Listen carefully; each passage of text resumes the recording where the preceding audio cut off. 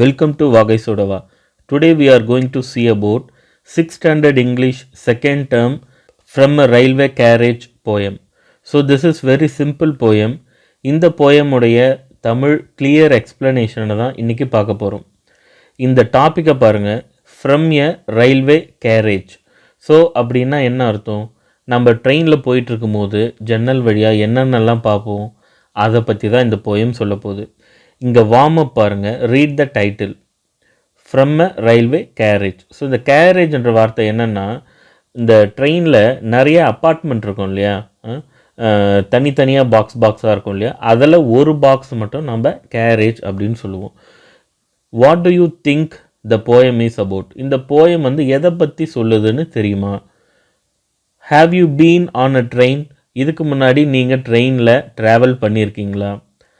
Close your eyes and think about the moving scene outside a train window. அப்படி நீங்கள் ட்ரெயினில் travel பண்ணி இருக்கீங்கன்னா என்னென்னலாம் நீங்கள் பார்த்துருக்கீங்கன்னு அப்படியே கண்ணை மூடி யோசிங்க. ஜஸ்ட் இமேஜின் பண்ணுங்கன்னு சொல்கிறாங்க. இப்போ நாம் அப்படியே கண்ணை மூடி இமேஜின் பண்ண என்னென்னலாம் தெரியும்? நிறைய ட்ரீஸ் தெரியும், ஸ்டோன்ஸ் தெரியும், இல்லை ஹில்ஸ் தெரியும், பீப்புள் இருப்பாங்க, இந்த வயல்வெளியெல்லாம் தெரியும். இந்த மாதிரி நிறைய நமக்கு தெரியும் இல்லையா? ஸோ அந்த மாதிரி எதெல்லாம் தெரியுமோ அப்படியே ஜஸ்ட் இமேஜின் பண்ணுங்கன்னு சொல்கிறாங்க. Take turns in class to describe one image that crossed your mind. அப்படி நீங்கள் கண்ணை மூடி யோசிக்கும் போது உங்கள் மைண்டில் வந்து ஏதாச்சும் ஒரு இமேஜை பற்றி டிஸ்கஸ் பண்ணுங்கள் அப்படின்னு சொல்கிறாங்க. ஸோ ஒரு எக்ஸாம்பிளுக்கு என்ன கொடுத்துருக்காங்க? I saw a tea vendor run past the window.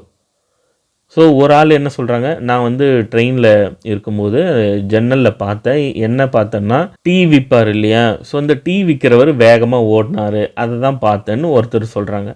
இன்னொரு ஸ்டூடெண்ட், ஐ சா டால் trees flash past.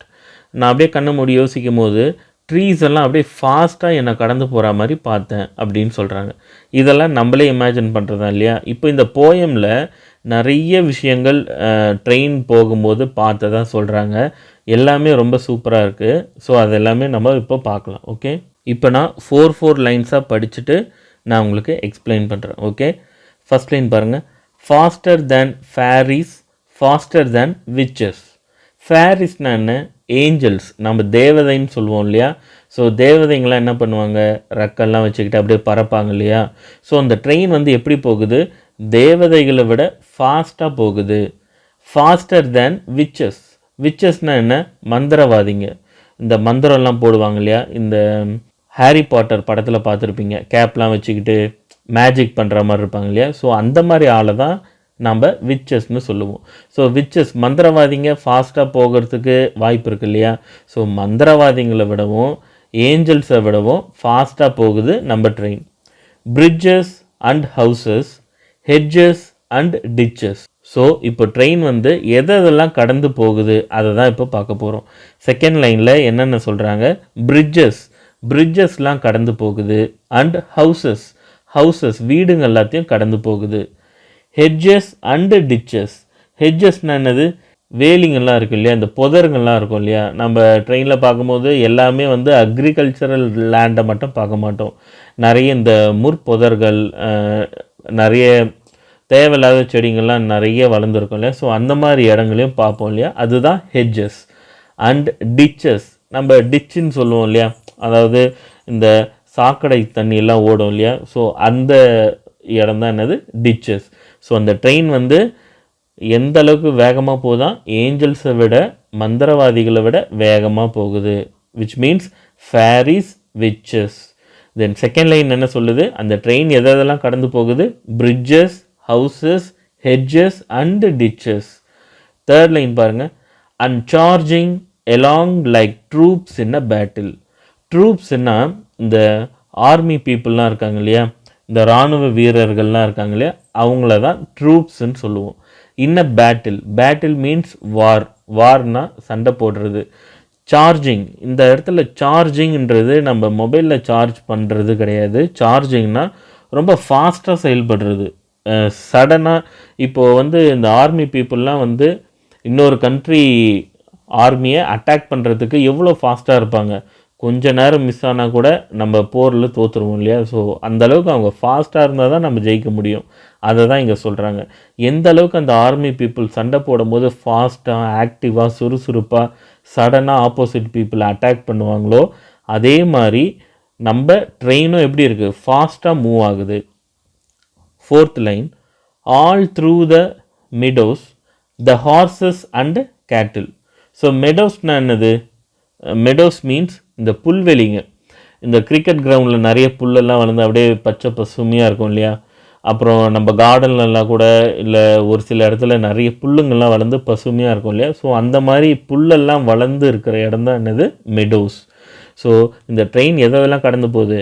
All through த மெடோஸ், அந்த புல்வெளிங்களை கடந்து போகுது. த ஹார்சஸ், குதிரைங்களை கடந்து போகுது. அண்டு கேட்டில், கேட்டில்னா என்னது? இந்த கால்நடைன்னு சொல்லுவோம் இல்லை? என்னென்னலாம் கால்நடை இருக்குது? கவ், கோட்டு, கோழி, ஆடு, மாடு. ஸோ இதெல்லாத்தையும் கடந்து போகுது. இதுதான் இந்த ஃபஸ்ட்டு 4 லைன்ஸோட எக்ஸ்ப்ளனேஷன். அடுத்த 4 லைன்ஸ் பார்க்கலாம். All of the sights of the hill and the plain. சைட்ஸ்னா பார்க்கறது, ஹில்லுன்னா மலை, பிளெயின் என்னது? எல்லாமே மலையாக இருக்காது இல்லையா? ஸோ சமமான இடமும் இருக்கும் இல்லையா? ஸோ சமவெளின்னு சொல்லுவோம். ஸோ நம்ம ட்ரெயினில் போகும்போது எதெல்லாம் பார்க்கலாம்? மலையை பார்க்கலாம், தென் சமமான இடத்தையும் பார்க்கலாம். நெக்ஸ்ட் லைன், ஃப்ளை ஆஸ் திக் ஆஸ் டிரைவிங் ரெயின். ஸோ திக்குன்னு அது ரொம்ப அடர்த்தியாக இருக்கிறது. டிரைவிங் ரெயின்னா ஹெவி ரெயின், ரொம்ப ஃபாஸ்ட்டாக மழை பெஞ்சிட்ருக்கு, ரொம்ப ஹெவியாக மழை திக்காக பெஞ்சிக்கிட்டு இருக்கு. அப்போது இப்போ நார்மலாக மழை பெஞ்சால் எப்படி இருக்கும்? ஸ்லோவாக என்ன ஆகும்? தண்ணி கீழே வரும்.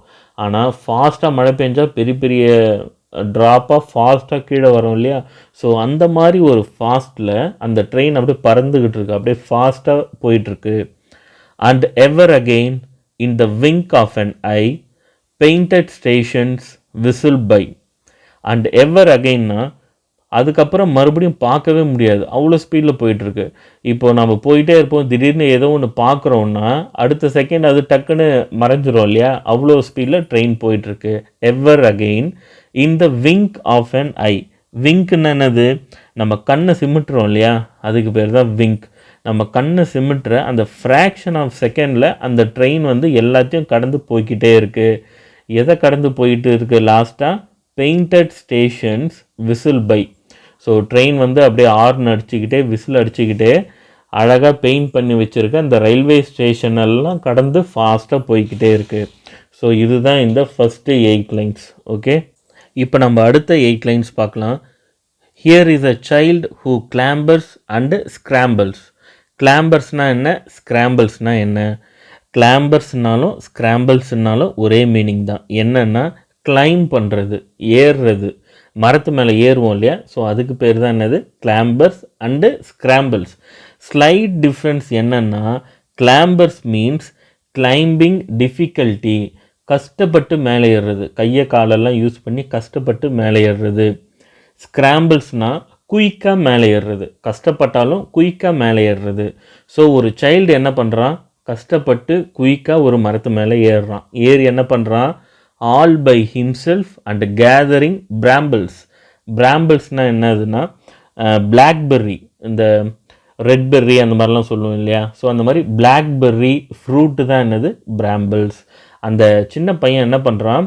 மரத்து மேலே கஷ்டப்பட்டு ஃபாஸ்ட்டாக ஏறி, குயிக்காக ஏறி நிறைய பிளாக்பெர்ரி ஃப்ரூட்ஸை பறிக்கிறான்.